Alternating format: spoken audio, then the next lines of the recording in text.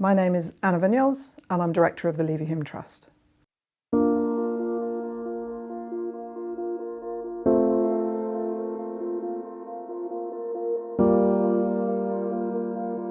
There's no denying the fact that universities in the UK, but not just in the UK, are under a huge amount of stress. Some of that is brought about by financial stress, in other words, funding levels declining in real terms over time. Some of that stress is wider than that. It's whether or not the public continue to see the value of universities. And that's a really big, important question that universities are having to grapple with. So I think how we go forward from here is, first of all, we have to take the public with us.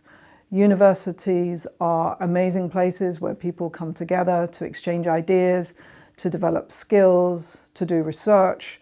All of those things are absolutely vital, and I think the sector as a whole will continue to need to make that case. But I think the other thing that we will be doing, of course, is thinking about how we help people understand the connections between some of what goes on in universities and the real world. And to do that, we have to be very mindful that research particularly does need to have some sort of public support. I think it's really clear that it's going to be inside the university sector that we also start to see serious debate and proper research into some of the unforeseen impacts of AI, some of the potential downsides, whether that's ethics of AI in the real world or, more pragmatically, the impact of AI on climate change or, the potential burden of AI on climate change. All of these topics are going to be researched inside universities, and that's a really important point. When we come back to thinking about what is the value of the university sector, what is the value of research, it's precisely to challenge and to investigate in a rigorous and systematic way what's happening when we, say, introduce a new technology like AI. So I'm definitely in the camp of watch this space, and I expect to see some exciting research on that coming out over the next few years. I think there's a sort of, what does AI mean for the job market? What does it mean for our youth? There's a real challenge there, and we need some serious thought on that. The other challenge is AI is sucking in resource. It's sucking in investment. It's sucking in people out of universities. Some of our best technology researchers are now leaving academia and working in commercial organizations. And whilst that might be temporary, we should be concerned that focusing all our resources on one technology would be clearly a dangerous thing to do. One purpose of the education system, for example, is to help children and young people develop critical thinking skills. This is absolutely vital. Many schools do this extremely well. But it's a real challenge at the moment to keep those critical thinking skills sharp when faced with, say, a deluge of false information delivered via social media. And I think adults who had very good critical thinking skills at one point perhaps still struggle with navigating this world that we currently live in with an awful lot of misinformation. And even harder than battling the misinformation is actually convincing people that we can still discern the truth. I think that is one of the major challenges that we face at the moment. And this is not restricted to children and young people, but I think you see the most acute effects landing on particularly teenagers who are navigating the social media world. Obviously, social media has some positives. Certainly AI and technology has huge positives, so this is not a statement about trying to turn back the clock, but it is very much a problem at the moment that we are navigating a new world and regulating some aspects of that. Social media world in particular is going to be a necessary step to making progress. When I started in academia back in the 1990s, the idea that an academic needed to do dissemination, needed to engage with wider audiences, needed to inform, was very much a sort of nice to have. I mean, it wasn't discouraged, but it wasn't actively encouraged either. I think if you roll forward to today, it's very clear that academics do need to engage with dissemination and trying to inform the wider public. Not every academic, of course, but the sector as a whole. And I think it's really important that we recognise that the sector as a whole has that responsibility. I think it's quite easy, for example, when financial difficulties arrive, for people to say, we should just get on with our teaching and our research. There's no money for dissemination, there's no money for public engagement. But actually, it's those elements that, for the sector as a whole, are so vital in connecting what universities do, the research particularly, and the real world and the wider public. One thing I think we do need to be more humble about is, why is it that some elements of the public don't see the value of particular types of research? That could be that we've miscommunicated what that research is really about. We should be willing to admit that and to discuss it. And I think we should also be very mindful that the research we do needs to speak to the interests not just of those conducting the research, but the wider population.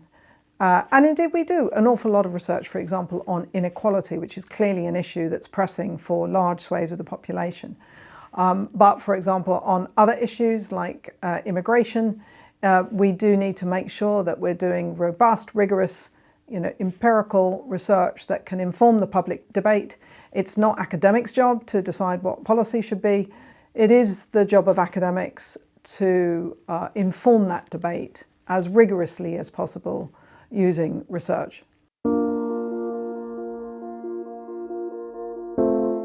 One of the things I'm really acutely conscious of is that the Leverhulme, as a charity with a particular mission, is more or less restricted to funding basic research. So we have not been able to spend a lot of resource on doing dissemination or public engagement or any of those activities. But in the face of what feels like a rise in misinformation, and certainly a rise in skepticism about research, we have upped our communications, not about ourselves, but trying to amplify the voices of our academics, trying to tell their stories, trying to make it clear just what fantastic research can do for the world. I think it's a challenging one, because how do you engage people in topics that can seem very remote to their lives? But nonetheless, unless we continue to work at this, what people will hear is, the noise and false information that you get if you just log on to anything, versus actually trying to inform the public about what's happening and the value of the research that we do.